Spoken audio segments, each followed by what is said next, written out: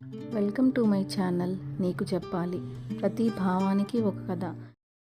Hello all, ఇవాల్టి కథ మనసు మాట వినదు ఎపిసోడ్ 4.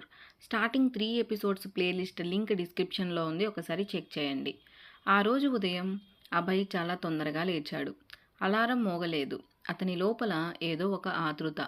అద్దం ముందు నిలబడి చొక్కా సరిచేసుకున్నాడు. తనని తానే గమనించుకున్నాడు. ఎప్పుడూ లేని ఒక చిన్న చిరునవ్వు తన ముఖంలో కనిపించింది. తనకే ఆశ్చర్యాన్నిచ్చిందది. ఇది నువ్వు కాదురా అభయ్ అని తన లోపల నుండి స్వరం తనకే వినిపించింది. Metro station. అభయ్ ఎప్పటిలానే ఒక మూలలో నిలబడ్డాడు. అతను ఆ అమ్మాయి కోసం ఎదురు చూస్తూ ఉన్నాడు. అప్పుడే గలగలా మాట్లాడుకుంటూ ముగ్గురమ్మాయిలు స్టేషన్లోకి వచ్చారు. స్వప్న, సుమ, మంజు. స్వప్న ఆ రోజు చాలా సింపుల్గా ఉంది. అతి అలంకరణ లేదు. అయినా ఆమె నడకలో ఒక ప్రత్యేకత. అభయ్ చూపు ఆమె మీద ఆగిపోయింది. ఆమె కూడా అతన్ని చూసింది. చూపులు కలిశాయి. ఎవరూ వెంటనే చూపు తిప్పలేదు. సుమ స్వప్న చెవిలో, ఏ అడిగోనే నీ హీరో అంటుంది. హా, చూశాన్లే అంటుంది స్వప్న. సుమ నవ్వుతూ, అయితే అతని నీ హీరోనే అన్న మాట అంటుంది. మంజు నవ్వి, అయితే కథ మొదలైంది అంటుంది. మీరు ఆపండే, నేనేదో ధ్యాసలో ఉండి అలా అన్నాను అంటుంది స్వప్న. హా, నువ్వే ధ్యాసలో ఉన్నావో మాకు బాగా అర్థమవుతుందిలే అని సుమ, మంజు నవ్వుతారు. ట్రైన్లో అభయ్ మెయిన్ డోర్ దగ్గర నిల్చుంటాడు. స్వప్న కొంచెం దూరంగా ఉంటుంది. తన ఫ్రెండ్స్ సుమ, మంజుతో మాట్లాడుతూ నవ్వుతూ ఉంటుంది. కానీ అప్పుడప్పుడు ఆమె చూపు అతని మీదకు వెళ్తుంది. అభయ్ చూసి చూడనట్లు మొత్తం ఆమెను గమనిస్తూనే ఉన్నాడు. ఇంకో 2 మినిట్స్లో స్వప్న దిగే స్టాప్ వస్తుంది. స్వప్న వెళ్ళి డోర్ దగ్గర నిలబడి, మొన్న నేను స్లిప్ అవ్వకుండా పట్టుకున్నారు కదా, చాలా థ్యాంక్స్ అంటుంది. అభయ్ కొంచెం తడబడుతూ, హా పర్వాలేదు అంటాడు.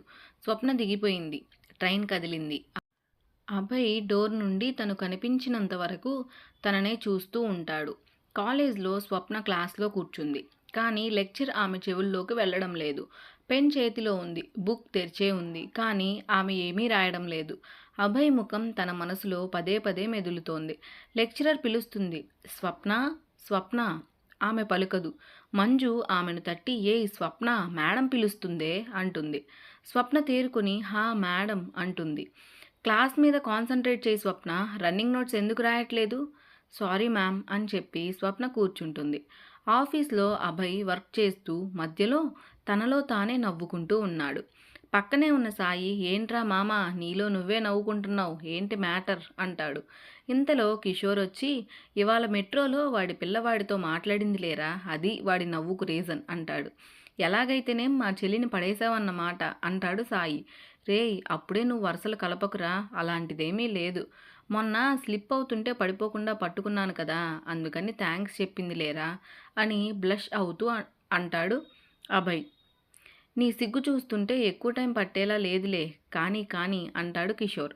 సాయంత్రం మెట్రోలో అభయ్ ఆ అమ్మాయి కోసం చూస్తూ ఉంటాడు. స్వప్న ఎక్కే స్టాప్ వస్తుంది. ఇద్దరు ఒకరినొకరు చూసుకుని నవ్వుకుంటారు. స్వప్న అభయ్కి కొంచెం దగ్గరగా నిలబడుతుంది. సుమా, మంజు కొంచెం వెనుక నిలబడ్డారు. మీరు ఎక్కడ ఎక్కుతారు అంటుంది స్వప్న అభయ్ని. అభయ్ చెప్తాడు. అతను అడుగుతాడు, మీరు రోజు మార్నింగ్ ఇదే స్టాప్లో దిగుతారా?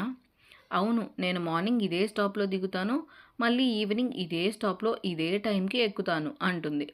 మీరు చాలా తక్కువగా మాట్లాడతారు అనుకుంటాను అంటుంది స్వప్న. అభయ్ చిన్నగా నవ్వి, స్టార్టింగ్లో అంతే, కొంచెం అలవాటైతే బాగానే ఉంటాను అంటాడు. వాళ్ళు దిగే స్టాప్ వస్తుంది. ఇద్దరూ దిగుతారు. స్వప్న బాయ్ అని చెప్తుంది. అభయ్ ఓకే అంటాడు. కొనసాగుతుంది. Thank you for watching. Hope you like this video. ఈ వీడియో కనుక మీకు నచ్చినట్లయితే ఒక లైక్ చేయండి.